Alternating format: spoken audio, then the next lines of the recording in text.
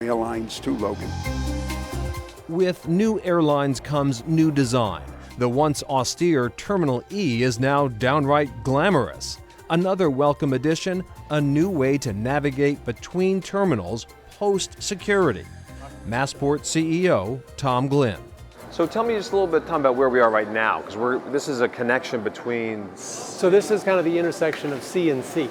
Okay. Down this corridor between C and E.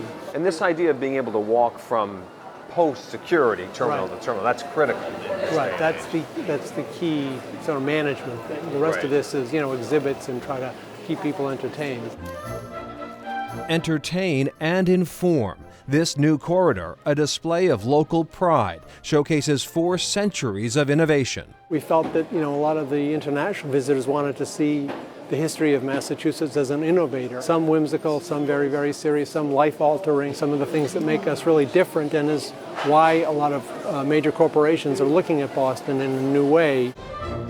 Leaving Terminal C, home to JetBlue and domestic flights, we enter E. So this is literally the place where we are walking post-security. Correct. From C, into E. Into E. This is the beginning of the international terminal. This new space at the far end of E is only the beginning of a grander scheme.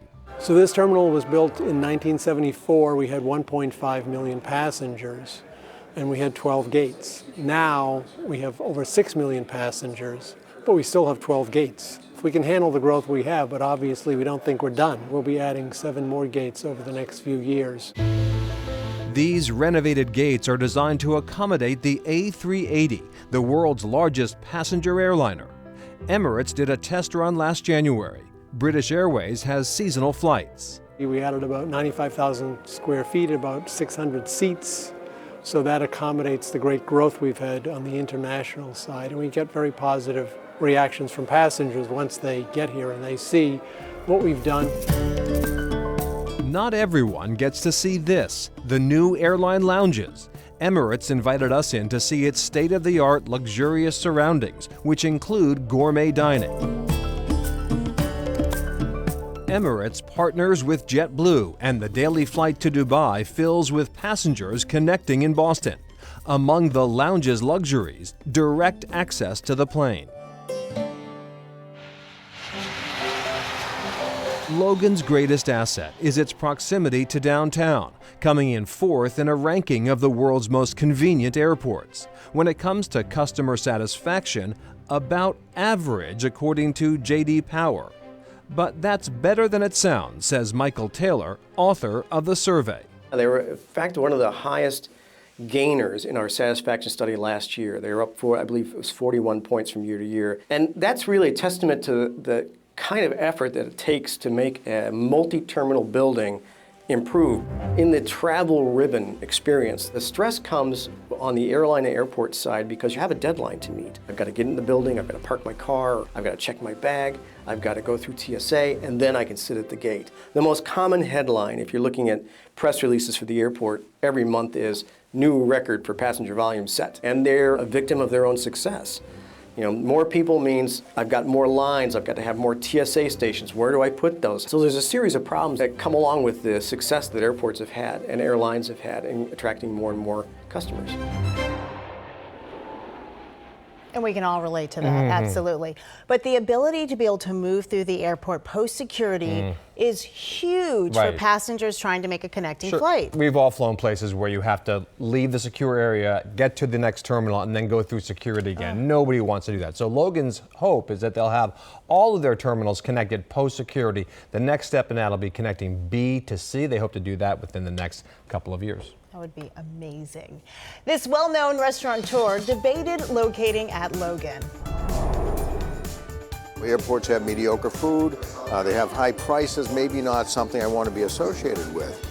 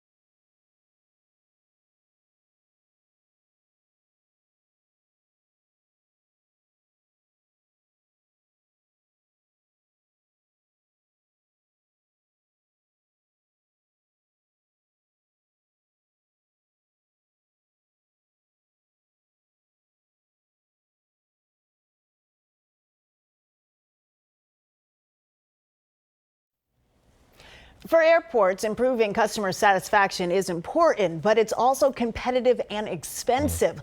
Lucky for Logan, it has a strong player on its team. That's right, we're talking about clam chowder. That's a big player. But let's back up a second because we're getting ahead of ourselves a bit.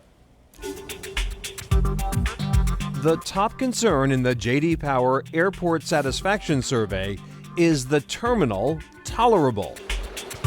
The building itself, how clean is it? How do I interact with it? Is there access to things while I'm waiting for my aircraft? Is there enough seating? Number 2, getting there, an Achilles heel for Logan. You don't have much time to decide once you come out of the tunnel where you're going to be. And I'm sure there's a lot of people who do that big loop. And especially here in Boston, you'll find that occasionally a parking lot will close, and then you got to go find the next parking lot. That's an access issue. They're doing a lot of things at Boston to alleviate that. They all know that's a problem.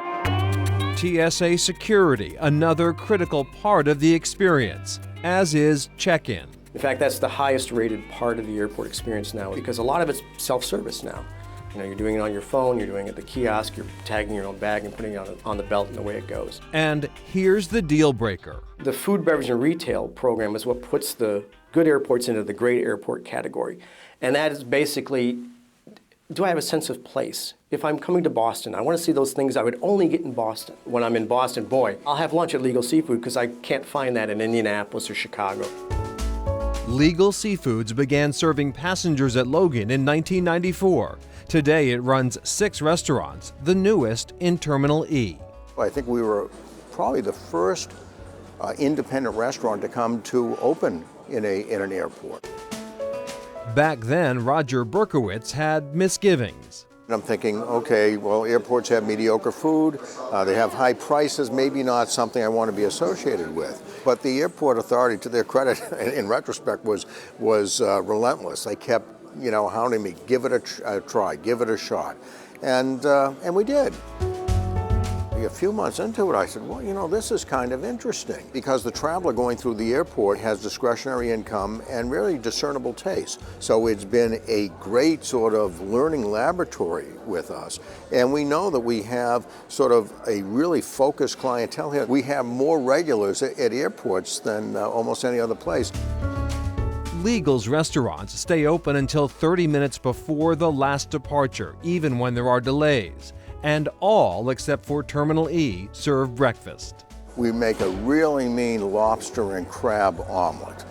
And it was really funny because one day I was about to get on a flight, and a woman who didn't know what I did turned around and looked at me and said, if I were you, I'd order the lobster and crab omelet and take it on the plane with you. And I said, well, thank you very much. I appreciate that. Cafes and gift shops were foreign notions when Boston got its first airfield in 1923. Today, Logan moves 105,000 people a day on 1,100 flights. It is a virtual city with a workforce of 17,000, its own fire department and state police unit. Terminal C, the oldest, is home to JetBlue, Logan's largest carrier. Norbert Strissel, Director of Airport Operations